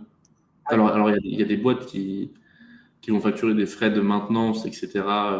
Nous, on cut totalement gratuitement. Genre, le jour où un client il dépense plus que ce qu'il mine, c'est cut jusqu'à temps que ce soit. Et ça peut arriver. Si le BTC Bien sûr. il chute, bah, ça peut arriver. Tu vois, il y a juste les machines. Elles sont C'est en déjà stand-by. arrivé plusieurs fois dans son Bien histoire. sûr, bien sûr. Juste les machines, elles sont en stand-by. On cut et quand on est rentable, on redémarre. Et ça c'est la force, la force de la blockchain et de l'écosystème. C'est que même par exemple, on part en vacances, on se dit, OK, bon, bah, j'ai pas envie de gérer ma machine, je pars en vacances, je la mets en off, je reviens, je la rallume. Enfin, en fait, la blockchain n'a pas forcément besoin en permanence d'avoir des gens qui sont derrière. Dans tous les cas, il y a des Bah, machines. si quand même, parce que si demain tu arrêtes tous les mineurs, Alors oui, tu vois. il ne faut Donc pas si qu'ils c'est arrêtent tous en même temps. bah oui, bah c'est ça en fait, tu vois. C'est bien sûr qu'ils ont besoin, c'est juste qu'il y en a tellement mais bien sûr que Bitcoin a besoin de mineurs évidemment. Sinon les Et du coup, ma transactions. question, c'est plus il y a de mineurs, moins tu es rentable. Alors, il y a deux questions. En fait, dis-moi. Désolé, il y a deux questions. Il y a plus tu as de mineurs, forcément, bah, moins tu peux récupérer de transactions, donc moins tu es rentable. Et la deuxième question, c'est plus tu vas avoir de nouveaux clients, donc plus tu vas avoir de transactions, plus tu vas être rentable. Alors, j'ai pas compris ta deuxième question. L'économie un peu. Alors, Okay, je te réponds à la première, si tu veux. C'est ça, en fait, ce qu'on appelle la puissance de calcul. Donc, tu as le même nombre de BTC qui sort toutes les 10 minutes. Et donc, plus tu as de mineurs, plus la part du gâteau est divisée. Et bon, aujourd'hui, en fait, c'est tellement gros, il y a tellement de machines que pour qu'il y ait un truc en mode, ouais, c'est vraiment là, j'ai senti que j'ai miné vraiment moins ce mois-ci. Il faut vraiment que tu aies un mec qui vienne poser énormément de machines, tu vois. En fait, il y a tellement de machines aujourd'hui que faut vraiment que. Mais en fait, c'est ça. Ouais, c'est ça. Et en fait, tu as cette puissance de calcul. Et ta deuxième question, c'était quoi? Et donc, du coup, pour réaugmenter, on va dire, ta rentabilité, il faut qu'il y ait soit plus de clients, soit plus de transactions. La rentabilité à qui? de la machine. Effectivement, tu es Ok. en train de miner, tu vas gagner de l'argent. Donc, plus tu as de machines, moins tu vas gagner d'argent parce qu'il y a de plus en plus, la part du gâteau est divisée. Mais si par exemple, demain, il y a plus de transactions, qu'il y a plus de clients et qu'éventuellement le prix du Bitcoin augmente, là, tu es de nouveau plus rentable. Ouais, après, c'est des facteurs qui varient. Ouais, c'est ça. En gros, plus la transaction, parce qu'il y a aussi les frais de réseau qui vont chez les mineurs. Il n'y a pas C'est que, ça. il y a pas que les blocs. Euh, donc, tu as les frais de réseau. Donc, c'est ça, par exemple, on minait énormément quand il y avait la BRC20. Là, tu vois. Genre, c'était n'importe quoi la renta. Genre, tu vois, parce que tous les frais de transaction, bah, ils allaient chez les mineurs, tu vois. Donc ouais, c'est ça. Donc, tu as les frais, tu as deux revenus. Tu as les frais de transaction et tu as, quand tu valides un bloc avec un pool, quoi. Et actuellement, donc, le coût au Texas, tu es à 0,07, c'est ça? 0,007 Non, comme non. Death. 007, c'est gratuit. Hein. Genre là, on fait 200% par an. Non, non, 007. 0,07. Ouais, c'est Euros, euros. incroyable. Mm. Et en France, tu es à 0,22. C'est ça. En France, t'es pas rentable. En France, t'es pas Ouais, rentable. c'est mort. Mm. C'est mort. C'est Ou ça. sinon, il faut que tu fasses quoi sur du solaire ou que tu puisses Ah ouais, produire non, ton mais en France, électricité. en France, les seuls mecs qui minent, c'est les mecs qui travaillent chez EDF. Ouais, parce qu'ils ne payent pas l'électricité. Quasiment pas. Ils Ok. payent pas. C'est quasiment pas. Et actuellement, le Tous les pays. mecs ont trafiqué leur compteur. D'ailleurs, on fait encore quelques petites installations à domicile chez des mecs comme ça. Ok, ok. Et il n'y a personne qui vient frapper à la maison qui dit, mais je ne sais pas, moi, si demain, Ça, c'est j'ai pas une notre problème. consommation. Nous, on nous a acheté des machines. Maintenant, t'as pas envie de payer ton mec, tu gères un peu C'est ton pour truc. toi. Quoi, tu vois. Nous, tu nous achètes Ok. des machines, on va te les installer, tu te débrouilles après, tu vois. Si tu te fais rattraper, c'est ton problème. Tu vois. On n'est absolument pas responsable. On t'a vendu des machines, c'est tout. Et au début, quand tu vendais des machines en France, donc une grosse partie de ta clientèle était française, au jour d'aujourd'hui, elle devient de plus en plus internationale ou elle reste encore beaucoup Non, française? non, parce que moi, je parle français, en fait. Mais vas-y, maintenant, je parle mieux anglais. En fait, avant, ça, c'est vrai que j'avais un truc, c'est que je parlais pas un mot d'anglais. Genre là, j'ai appris à parler anglais un petit peu. Genre, ça va, je t'ai tenu une con maintenant. Mais avant, je savais pas parler un mot d'anglais. Et du coup, me lancer sur un marché où je comprends rien et que je dois marcher avec du Google Traduction, même pour lire un truc de merde, j'étais en mode pas trop à l'aise, tu vois. Et mais non, toujours française, mais j'y pense. J'aimerais bien prendre des créateurs de contenu qui sont pas trop loin de nos fermes là, et qui je les emmène aux fermes et qui créent du contenu un peu comme moi je faisais en anglais. À voir, à voir. J'ai des idées. Ok. Et au niveau de ta team, donc du coup, tu dis, bah moi, je peux pas closer dans d'autres langues parce que tout simplement, mon français, c'est la langue dans laquelle je suis le plus confortable. Vous êtes combien au sein de Corporation? Tu es seul à tout gérer ou tu as tous les gens autour de Ah toi? non, bah non, moi je suis pas, moi je suis chez moi. Déjà, je sais pas les machines, donc non, mais grosso modo, je bosse de près ou de loin avec une 25 personnes, je pense, Wow. à peu près. Peu près, Bravo. de près ou de loin, sur des différentes choses. Je dois bosser avec entre 25 et 30 personnes, un truc comme ça. D'accord. Et quand vous livrez des machines, c'est des machines tout en un, c'est-à-dire que vous récupérez la machine c'est tout en un, vous achetez une machine complète ou c'est vous, comme toi tu faisais à l'époque, en gros, tu commandes la carte mère à droite, à gauche. C'est fini ça. Maintenant, c'est des ASIC. Les ASIC, c'est tout en un. C'est quasiment plug and play. C'est très simple à brancher une ASIC. Et ton ASIC, il peut faire aussi bien du Bitcoin qu'une autre crypto ou chaque ASIC est différent selon la crypto? Non. En fait, si tu veux savoir, un ASIC, ça consomme plus, ça a plus de puissance de calcul. En fait, c'est comme un cerveau, tu vois. Déjà, les rigs, bon, ils sont moins performants, mais ils sont concentrés sur plein de trucs, tu vois. Bah, le ASIC, il a son focus et il fait très bien une tâche. Voilà. Donc, si tu veux faire une autre crypto, tu es obligé de commander à chaque fois une autre ASIC. Si par exemple, je suis propriétaire d'une machine. C'est pour ça que miner du cadenas, par exemple, parce que si le cadenas s'effondre ou que c'est pas. Bah, ta machine, elle vaut plus rien, en fait. Tu vois. Elle vaut plus rien, bah ouais, c'est ça ma Exactement. question. Ok. C'est pour ça Ok, que donc ça, c'est intéressant. Ouais, exactement. C'est pour ça qu'aussi, on n'est pas là en mode ouais, bah, mine du cadenas, mine ci, mine ça. Nous, c'est mine du BTC, on sait de quoi on parle. Quoi. On a de l'historique un peu, tu vois. Je comprends. Et prenons un exemple, si demain, les États-Unis, je ne sais pas, la consommation d'électricité fait x4 et du coup, c'est plus rentable. Ta machine qui est dans un conteneur, en gros, tu peux transporter ce conteneur dans un autre pays sans problème. Donc, en gros, les gens qui viennent chez toi, ils ne seront jamais bloqués. Tu auras toujours une solution pour eux. C'est ça, exactement. Toujours une solution. C'est des compteurs, hein, ça se transforme. Il y a un truc même pour le tirer dans une grue, en gros. Ça se bouge. Ça coûte de l'argent, mais ça se bouge, bien sûr. Ok. Et vous payez un loyer sur le terrain où sont stockés vos conteneurs? Alors nous, Comment ça se passe? nous, on a un truc all inclusive qui est, on a un truc all inclusive. C'est dans notre price de la machine, on a tout inclus. C'est-à-dire que moi, je paye une équipe de maintenance en fees par mois, et il y a tout d'inclus. Tu vois, il y a le terrain, il y a les conteneurs, il y a les transports, il y a tout d'inclus dans tout ça. Ouais, ce qui au final est le plus simple pour toi à Ouais, gérer. carrément, bien sûr. Moi, tu vois, c'est pas mes employés, les gens qui gèrent les machines. Ouais. Je passe par une boîte Bien qui a et qui me revend ses employés plus cher. Et ce que j'avais trouvé aussi intéressant qu'on avait dit, c'est que ouais, toi, tu es vraiment t'es prestataire de technologie, quoi. T'as pas. Bah, c'est ça, en fait. Nous, on n'est pas des traders. Nous, ce qu'on fait, c'est Ah ouais, ça, non. Il y a peut-être des gens quand qui se tu posent la question, qui se disent, mais du coup, c'est toi qui gères mon argent, etc. Et c'est vraiment ça, c'est un point pas du important. tout. Mais T'es juste. nous, on n'est pas PSAN. Nous, on n'a pas le droit de détenir aucun de tes euros. Exactement. Genre, nous, ce qu'on sait Exactement. faire, c'est installer des machines, c'est tout. Ouais. Tu vois. Nous, on C'est pour ça que n'a aucun droit. Et c'est d'ailleurs pour ça qu'aussi, on ne reçoit pas la crypto de moi. Après, il y a plein de gens qui sont pas PSAN et qui reçoivent Ouais. quand même leur crypto de leurs clients. Mais nous, on n'est pas. Et d'ailleurs, ça m'intéresse pas du tout d'avoir Ouais. 10 000 euros de frais de compliance et une meuf c'est pas des business qui m'intéressent. C'est pas là où moi j'ai Ouais. envie d'aller, tu vois.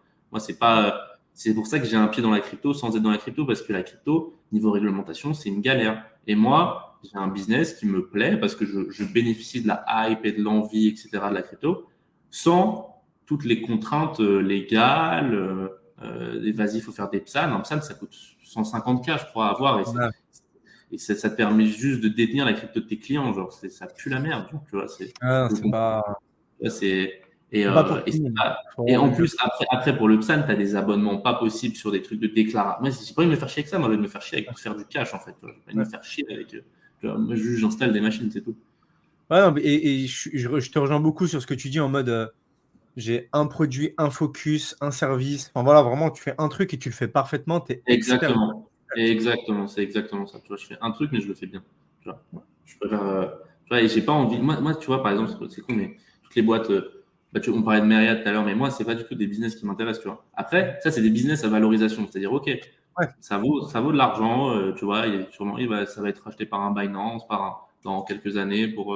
Ça, c'est un business. Ils jouent à ce jeu-là, tu vois. Moi, je joue pas à ce jeu-là, tu vois. Moi, je joue au jeu de faire du cash et avec ce cash, je fais encore plus de cash. Ça, c'est mon jeu, tu vois. Mais mon jeu, c'est pas, tu vois, je suis pas je suis pas une start-up, tu vois. C'est pas mon jeu de lever des fonds, etc. Moi, je suis très rentable. J'ai besoin de personne, tu vois. J'ai 100% de ma boîte. J'ai pas besoin de me diluer. Je suis pas dans ce game-là, tu vois. Et après, c'est chacun son game. Et tu vois, mon business, c'est mes clients. Et il y a d'autres business où le business model, c'est les investisseurs. Donc, c'est deux games totalement différents. Moi, je suis pas dans le game je suis pas dans ce game-là. C'est pour ça que tout ce qui est PSAD, etc., ça m'intéresse pas du tout, de me lancer dans une certification, dans 150 000 euros de frais d'avocat, dont après avoir 3 CDI en compliance, d'avoir des boîtes en France, avec des bureaux, avec partir dans des associations, dans des trucs. C'est pas des choses qui m'intéressent. Je m'en fous. Moi, ce qui m'intéresse, c'est de faire de l'argent. Je sais faire de l'argent et j'ai pas besoin d'argent pour faire de l'argent. Je suis parti avec 500 balles. Hein. Tu vois, je suis pas dans ce game-là. Après, peut-être plus tard, je lancerai un business dans ce game-là. Je le ferai bien, mais je suis pas dans ce game-là, quoi, tu vois.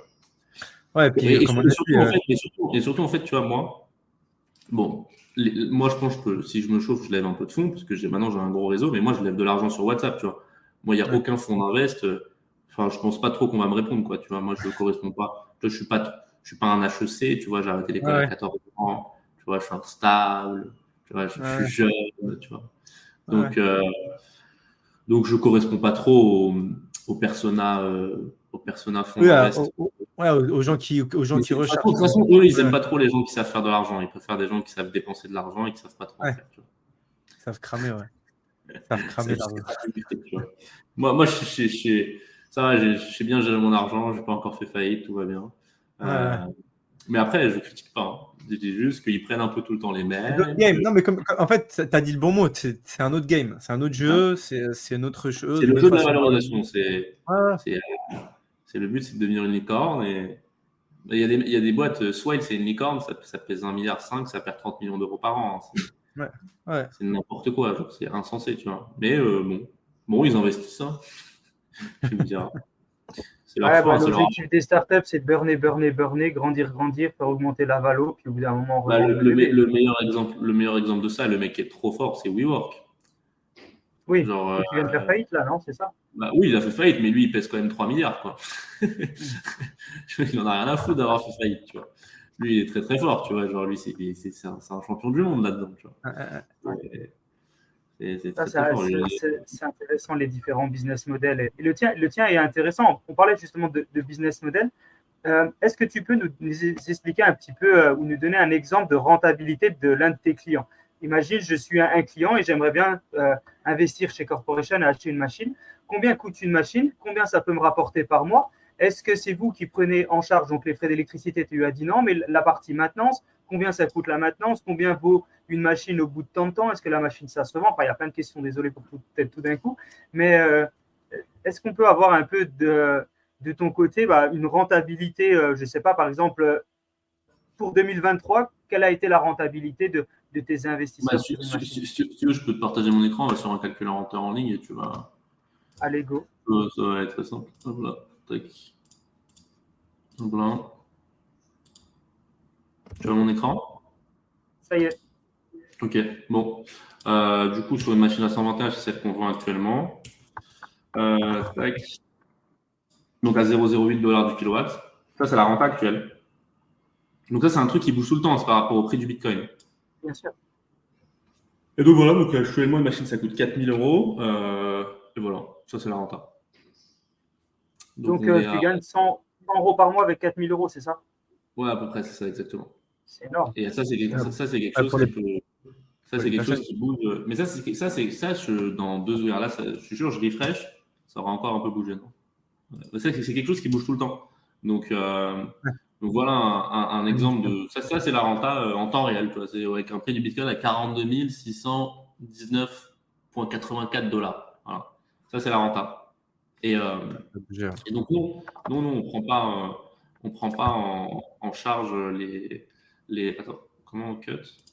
Euh, Stop screen. Ok. Non, on prend pas en charge les frais d'électricité. Nous, on prend 0 frais de maintenance. C'est-à-dire que le business model des boîtes comme ça, c'est que, je t'explique, elles prennent une marge sur les machines. Elles prennent entre 10 et 30% de ta production de Bitcoin net après. Elles prennent des frais cachés, parce qu'elles reçoivent les Bitcoins, elles te renvoient un peu ce qu'elles veulent. Nous, on n'a rien à voir avec ça, tu vois. Nous, les clients, ils reçoivent tout. Ils ont une bille d'électricité. Ils payent ce qu'ils ont consommé. C'est-à-dire que chaque seconde où la machine est offline, parce que ça peut arriver des fois, en fait, des coups de poussière. Quand on branche un nouveau conteneur, il faut tout éteindre, sinon l'électricien, il va finir cramé, etc., etc. Et donc, nous, donc les clients payent ce qu'ils ont consommé, tu vois. Donc, ils payent une bille d'électricité par mois qui est en rapport avec le nombre d'heures, même de secondes à laquelle leur machine a été online dans le mois, quoi, tu vois. Ils payent cette bille d'électricité et voilà, quoi, tu vois. Et après, ils ont leur profit sur leur BTC. Et quand ils vendent leur BTC, c'est pas notre problème. Ils vendent leur BTC quand ils veulent, quoi, tu vois. Donc, nous, c'est pas notre job. Hein. Même si quelqu'un me dit, est-ce qu'il faut que je vende mes BTC maintenant? I don't Et, know. et ce qu'on disait aussi, c'est que les gens restent propriétaires de leur machine. Ah Donc, oui, si bien sûr. demain ils Donc, te disent j'ai envie de la vendre à quelqu'un, voilà. toi juste ils Alors, te disent bah tiens, je vais changer, c'est lui le proprio quoi. voilà, exactement. Donc, on change juste le wallet. Hein. On met le Ah, wallet. voilà. Ah, voilà. Donc, ça veut dire que si tu es propriétaire de ta machine, c'est-à-dire que tu fais ce que tu veux. Si tu vas récupérer, bon, tu as des engagements sur 1 an, donc c'est 1 an par 1 an, mais si tu veux la récupérer, il n'y a pas de problème. Et donc voilà. Donc, et après, niveau revente de machine, alors ça, c'est pareil. Oui, une machine, ça se revend, évidemment, mais ça dépend du prix du Bitcoin. Ouais. La valeur de ta machine dépend du prix du Bitcoin, tout le temps. Tout est par rapport au prix du Bitcoin. Parce que, en fait, c'est con, mais les constructeurs de ces machines, c'est Bitmain, tu vois, c'est eux qui ont 90%, 98% du marché. Et cette boîte-là, elle est très maligne parce que ce qu'elle fait, ça lui coûte. En vrai, une machine comme ça, je suis sûr, ça lui coûte 300 $ à tout péter à faire construire, tu vois. Genre. Mais eux, ce qu'ils font, c'est qu'ils montent et qu'ils descendent les prix toutes les semaines. C'est qu'ils s'adaptent et qu'il y a des nouvelles listes de prix toutes les semaines. C'est un prix qui bouge toutes les semaines. Et donc, pour te donner un exemple, mais quand on était en bull run 2021, 2022, là, tu avais des S1900 qui partaient à 14 000, 13 000, 15 000 $ unité, tu vois. Et il y a des mecs qui ont acheté, tu vois, il y a un vrai, parce qu'après, il n'y a même pas ça. Après, il y a la pénurie aussi, parce qu'ils font exprès tu vois, de limiter l'offre. C'est comme ils s'amusent, tu vois, dès qu'ils voient que ça s'excite un peu, d'un coup, il n'y a plus de machines en stock, tu vois. Bon, après, nous, il n'y a pas de problème. Nous, on aura toujours c'est pas, mais pour les gens qui veulent, puis on est un peu gros quand même, du coup, on n'a pas les mêmes avantages qu'un mec qui va arriver avec une machine, mais, euh, mais donc voilà, quoi, tu vois, du coup, ça dépend du prix du Bitcoin. Et oui, tu as deux business models dans ça. Tu as le premier business, c'est de miner. Tu as le deuxième business, c'est de refund ta machine quand on a envie. Mais après, c'est con parce que c'est un choix difficile parce que demain, tu as une machine qui rapporte 500 balles par mois, mais on te propose 10 000 balles pour la racheter. Ok, tu vas faire une plus-value de 6 000 euros, mais ça fait 500 balles par mois. Est-ce que ça vaut le coup de la revendre? Et tu vois, c'est comme ça, tu vois, c'est par rapport à ce que ça rapporte, mais c'est une économie qui Ouais, ça bouge reste tout le quand même temps. un actif. C'est quand même un actif, hein. Moi, je vois ça vraiment comme un actif au final, parce que bah, c'est comme si à l'époque, on t'avait dit, ben, ok, tu peux avoir un gars qui va aller chercher de l'or pour toi. C'est Ben, ça. et s'il Ah, vaut ce mieux que le ce revendre. que t'achètes, c'est physique, hein, c'est une machine, hein, Ouais, ça ouais, ouais, existe, hein, ouais, c'est tu vois, clair. c'est dans la vraie vie, tu vois. Ouais. Donc ouais, carrément. Au lieu d'investir dans l'immobilier, il vaut mieux mettre 4 000 euros chez toi, en gros. C'est plus rentable, c'est plus accessible. Alors déjà, si tu n'as que 4 000 euros sur ton compte, je te conseille ni d'investir dans l'immobilier, ni d'investir chez moi. L'investissement, je le dis toujours, c'est pour les gens qui ont un peu d'argent, tu vois. Et d'ailleurs, dès qu'il y a des mecs qui nous disent j'ai que 4, tu vois, ils n'arrivent même pas à payer une machine, je dis, qu'est-ce que tu fais? Va monter une boîte, va ouvrir un site, tu es en train de faire quoi, là, tu vois? Tu vois, genre, et c'est ce que je dis, tu vois, d'abord fais du cash, et ensuite, une fois que tu as un truc qui fait du cash, investis ce cash-là, mais inverse pas les rôles, tu vois. Mais, euh, mais donc, après, c'est deux invests différents, tu vois. Il n'y a pas de mieux ou de pas mieux. Je suis personne pour dire ça.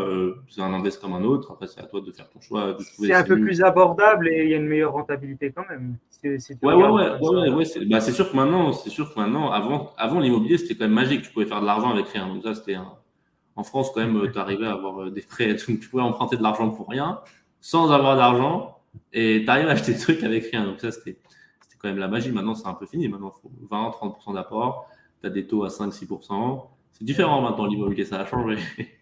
Ça a changé. Mais ouais, ouais. Avant l'immobilier, tu avais un CDI à 2 000 euros par mois. Tu pouvais emprunter 400 000.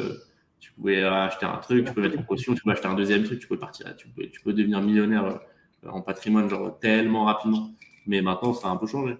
Ça a un peu changé. Ça a un peu changé. J'ai une question, Kylian, par rapport à la durée de vie d'une machine. Est-ce que tu as un visuel là-dessus? Est-ce que c'est Ouais, une machine c'est valable 15 ans? On est entre 5 et 10 ans. Après, il y a des machines qui tournent. Ça dépend. On est en grosso modo, pour donner une grosse fourchette, on est entre 5 et 10 ans. Donc tous les 5-10 ans, tu es obligé de racheter une machine.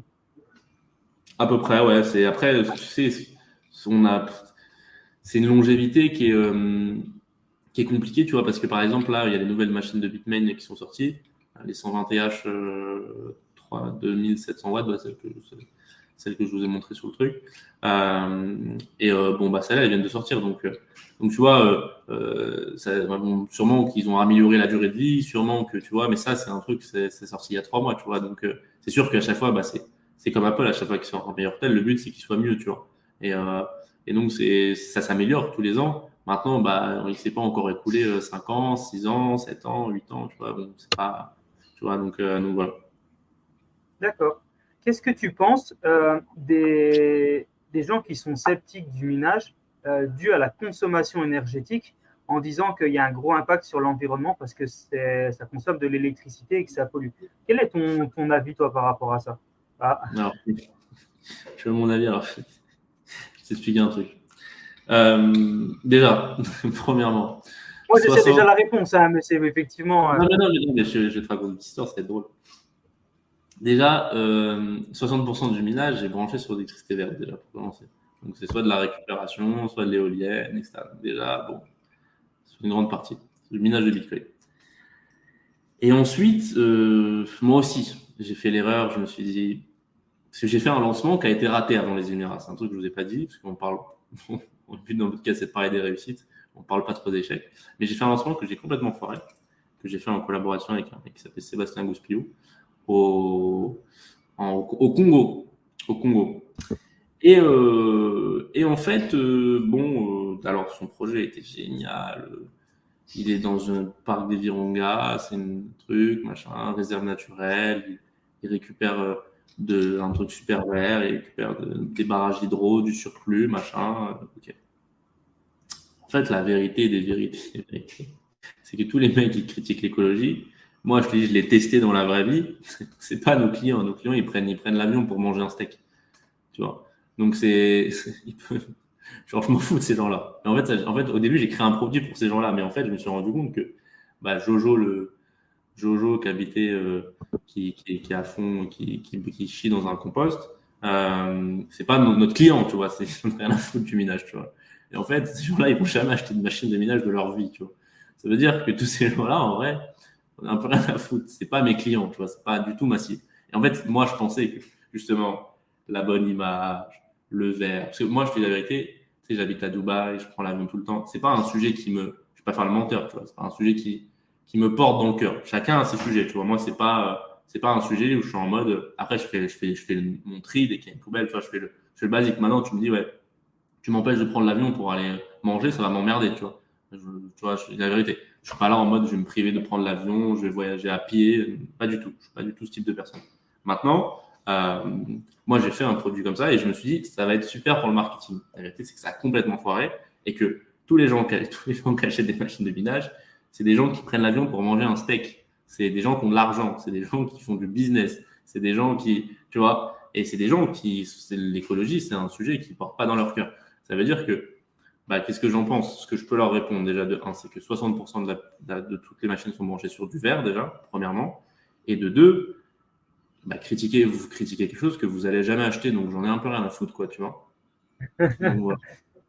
Non, mais en plus ce qu'il faut dire, c'est qu'effectivement, comme tu dis, le minage, il y a déjà la partie verte. Mais si on prend tout ce que consomment les serveurs des banques et tout ce qui se passe, ça oui, consomme beaucoup plus. ça, c'est pareil. Ça, les gens ne le savent pas. Il y a une étude qui s'appelle, tu peux aller voir, je peux leur répondre un truc, j'avais complètement oublié. Il y a une étude de Michel Kazaka qui est extraordinaire. C'est un PDF qui est sur ça, qui fait une comparaison entre ce que consomme le système traditionnel bancaire et Bitcoin.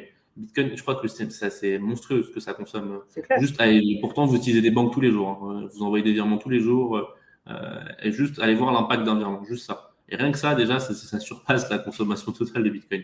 Donc voilà, j'avais complètement oublié, mais juste aller voir cette étude. Michel Kazaka, comparaison entre la consommation électrique de Bitcoin et la consommation électrique de ce que vous utilisez au quotidien comme moyen de paiement, c'est-à-dire les banques, et vous tournez à deux fois dans votre bouche avant de parler, quoi. Exactement. Non, mais ça consomme beaucoup plus l'industrie standard que celle de la blockchain et du Web 3.0. Donc, il faut vraiment que les gens puissent se renseigner par rapport à ça. Juste tout au début du podcast, tu disais quelque chose d'intéressant par rapport à la Chine, donc qui a interdit le minage sur ses terres. Est-ce que tu penses que c'est quelque chose qui peut se généraliser? Est-ce que ça peut être un risque pour toi? Parce que souvent, il y a des gens qui disent tous, les cryptos, il y a un risque, c'est que les pays l'interdisent et que tout se ferme partout. Et que du coup, ça, c'est un risque qui existe. Hein. C'est que les cryptos, la vérité, c'est qu'un jour, ça peut disparaître. C'est factuel. Bon, maintenant, on part de le risque réduit au fil des années. Regardez, il y a encore les ETF qui ont été approuvés. Certes, le risque réduit, mais la vérité, c'est que les cryptos, ça, c'est un truc c'est que demain, tout le monde vend. Et demain, il n'y a plus de capitalisation sur tout le marché des cryptos. Il n'existe plus. Ça, c'est un fait. On peut dire ce qu'on veut. Les cryptos, c'est révolu. Si demain, tous les gouvernements ils se disent on a envie de faire disparaître les cryptos, la vérité, c'est que s'ils ont envie de faire disparaître les cryptos, ils font disparaître les cryptos. C'est un truc factuel. Alors d'accord, il y a une histoire de combat, il y a une histoire de reprendre le pouvoir de liberté. Mais la vérité des vérités, c'est que si demain, tous les grands présidents, etc., ils se disent écoutez les gars, ils se réunissent dans une femme. Ok, notre plan pour 2024, c'est d'anéantir les cryptos. Je peux t'assurer que les cryptos, ça vaut plus rien fin 2024. Et ça, ils ont beaucoup plus de pouvoir que tout le marché des cryptos réunis. Ça, c'est un fait, c'est un risque qui existe et faut pas le nier, tu vois. Ça existe vraiment, tu vois. C'est quelque chose. Parce qu'il y a beaucoup de gens qui disent non, mais c'est impossible et tout. Donc c'est bien que tu le dises parce que on ne fait pas du conseil en investissement, mais c'est bien que tu dises que les gars, attention, tout peut partir à zéro. Enfin, alors pas tout, mais tout le marché crypto. Parce qu'après, la partie blockchain et tout ce qui se fait sur la blockchain, ça existera toujours et à vie. Il n'y a pas de raison que ce qui se passe sur la blockchain, ça s'arrête. Par contre, le marché des cryptos, il y a des risques. Tout ce qui est utility Mais token, il y bien a sûr, des risques. mais d'ailleurs, le Bitcoin, ça peut partir 50% une journée et en prendre 50 dans la journée suivante. C'est le marché le plus volatile du monde. Il n'y a pas comme marché plus risqué que les cryptos. Évidemment que c'est rempli de risques. Il n'y a pas de discussion par rapport à ça. Et d'ailleurs, c'est pour ça que moi, d'ailleurs, il y a une question, parce que nous, on n'a pas envie d'avoir des clients relous, tu vois, genre vraiment. Et pour trouver les red flags, à un moment, dans notre sales call, on a un truc, c'est genre, est-ce que tu crois en Bitcoin? Et le mec, s'il commence à faire non, je crois pas trop, et donc je lui dis, bah là, tu vas miner quelque chose dans lequel tu crois pas. Franchement, c'est pas pour toi, mec. Tu vas te rendre fou. Le mec, il va être sur les cours tous les jours. Il va venir nous faire chier. Est-ce qu'il faut vendre là? Et ma machine. Nous, on n'a pas envie d'avoir. J'ai pas monté un business avec un ticket d'entrée minimum à 4K, 5K pour avoir des gens chiants. Sinon, j'aurais vendu du PQ, tu vois. Donc ouais, tu vois. Moi, je suis pas. Tu vois, on a une assistante, tu peux la contacter quand tu veux, mais nous, nos clients, ils nous contactent une fois par mois, quoi, tu vois, c'est tout. Genre, c'est pour payer leur facture d'électricité, c'est tout, tu vois. Et quand des fois leur machine elle est offline 2 jours, ils nous disent salut, pourquoi elle est offline? Voilà, c'est ça notre support client. Genre, on n'a pas.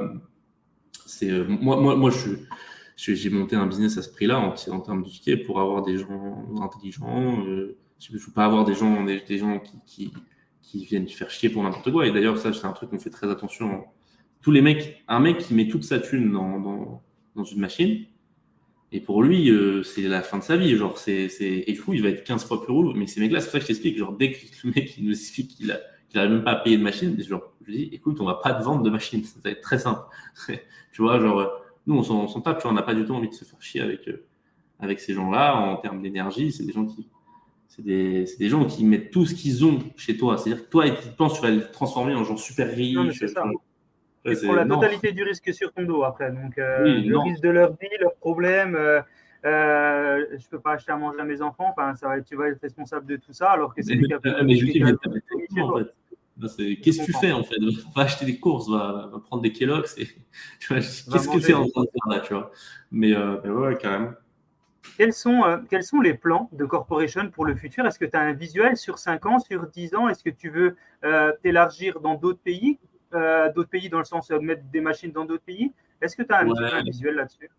Bah, je t'avoue, moi, je n'arrive même pas à programmer ma vie sur un mois, donc c'est un peu compliqué, tu vois, de prendre un truc un peu. Moi, je déménage, je suis tout le temps en train de changer, tu vois, genre, j'en sais rien du tout. Genre, là, moi, j'ai des objectifs sur le mois, là, tu vois, là, on a un WhatsApp, là, on relance tout le WhatsApp, il y a 600 leads à relance, tu vois, j'ai monté une team, machin, il y a des mails à relance, les cryptos, ça reprend, là, il y a une grosse excitation, là, j'ai envie de refaire un peu de contenu comme je faisais avant.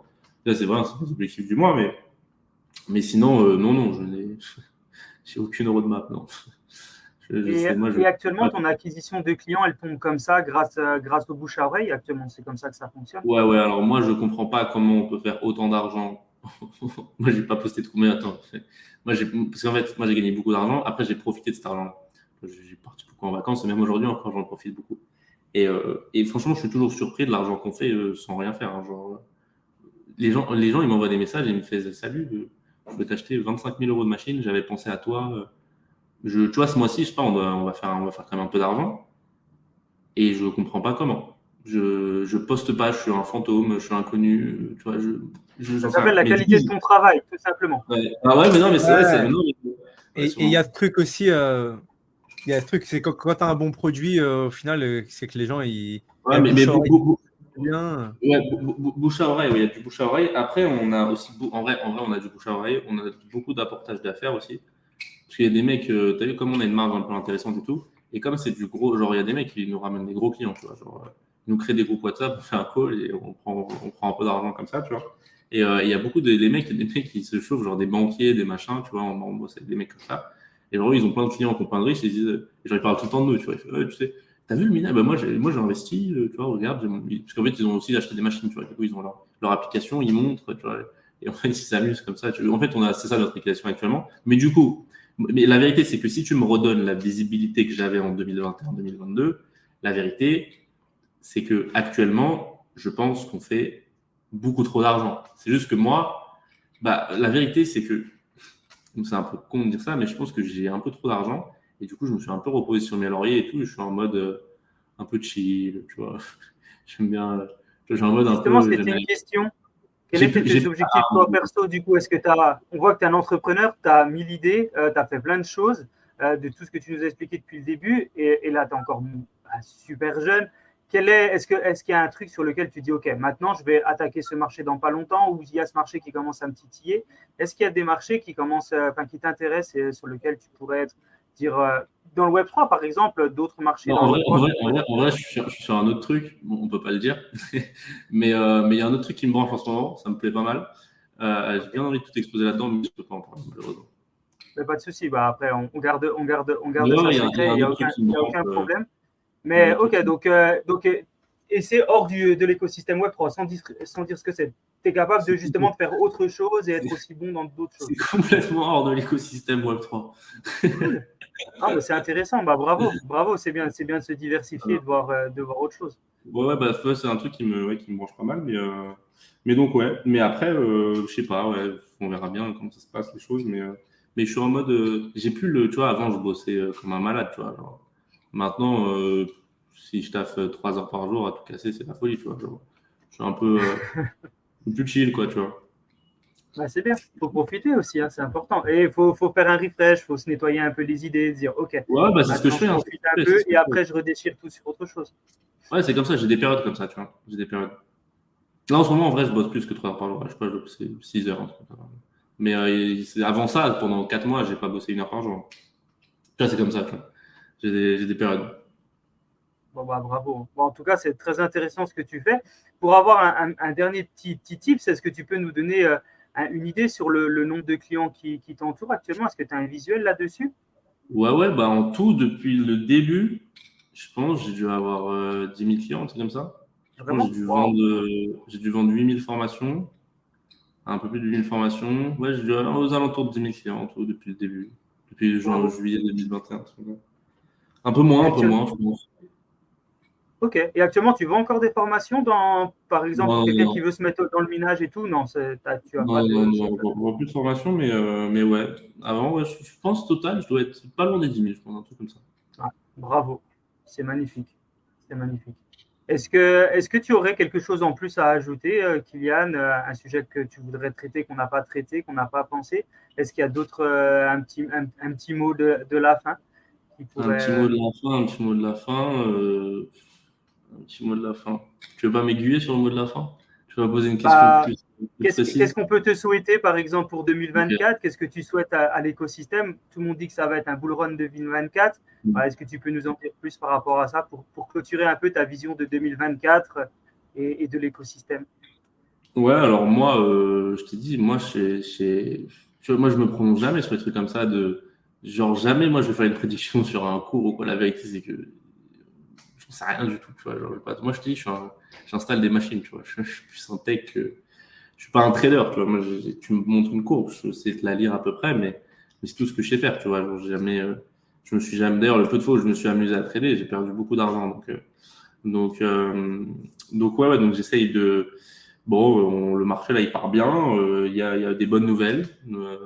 Ça, c'est une certitude. Les ETF, ça, c'est une très, très, très, très grosse news. Ça, c'est un pas vers l'institutionnel et ça, c'est quelque chose de gros. Ça, je suis d'accord.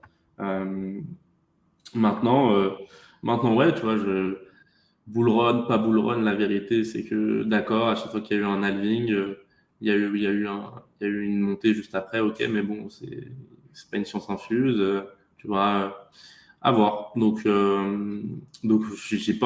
même pas envie de me prononcer sur quoi que ce soit, j'en sais rien, je suis pas la boule de cristal parce que la plupart des mecs, la vérité, c'est qu'ils disent des trucs, mais la vérité, c'est qu'ils en savent rien Bah et oui, après, on les oublie quand ils disent mais tu vois, moi, je suis en mode, je sais pas. Je préfère dire je sais pas tu vois, c'est pas là pour que- vendre du rêve. Voilà, exactement. C'est très intelligent et je pense que c'est un bon mot de la fin. De dire voilà, je suis pas là pour vendre du rêve, moi je vends des machines, je me prononce pas sur le reste des choses, je suis pas là je suis Voilà. pas Madame Irma, Et parce je que suis pas après, ma j'ai pas boule de envie qu'ils viennent me cristal. reprocher. J'ai pas envie qu'ils viennent me reprocher. Imaginons, je sais pas, il y a un mec qui vient acheter des machines avec cette interview. J'ai pas envie qu'après, il vienne me voir et me dire mais tu vois, dans l'interview, tu avais dit que le truc, ça allait se passer comme ça, comme ça. Tu vois, j'ai pas envie de prendre ces responsabilités-là, tu vois. Je sais pas. On verra bien. Achète des machines si t'as envie d'en acheter. Si t'as pas envie d'en acheter, n'en achète pas, basta. Tu vois. Très bien. Trop bien. Mais écoute, merci en tout cas, merci pour ce temps, merci pour toute la valeur que tu nous as apportée, Kylian. C'était vraiment top. On se dit à très très bientôt. Nous, en tout cas, on te souhaite quand même que ça soit un beau bull run pour cette année, que ça se passe bien, que le BTC soit au top de J'espère sa aussi, forme. j'espère aussi. Et on l'espère tous. Et J'espère aussi. voilà, trop cool. En tout cas, merci à tous les auditeurs d'avoir été présents sur cet épisode. Et on se dit à très vite pour un épisode de Token Talkers. Ciao, ciao. Ciao, ciao. Avant de nous quitter, un rappel essentiel pour celles et ceux d'entre vous qui envisagent de franchir le pas vers la digitalisation de leurs actifs. Que vous soyez à la tête d'une entreprise innovante, propriétaire d'un bien immobilier ou tout autre actif à la vente, nous sommes ici pour vous accompagner dans la tokenisation de ce dernier grâce à notre technologie et notre expérience. Rendez-vous sur le lien dans la description de ce podcast pour découvrir comment nous pouvons transformer votre vision en réalité. Encore une fois, merci d'avoir été avec nous aujourd'hui. N'oubliez pas de vous abonner et de partager ce podcast autour de vous si vous avez apprécié notre contenu. Restez à l'écoute pour plus d'épisodes de Token Talkers où nous continuerons à explorer le Web 3.0. À très vite.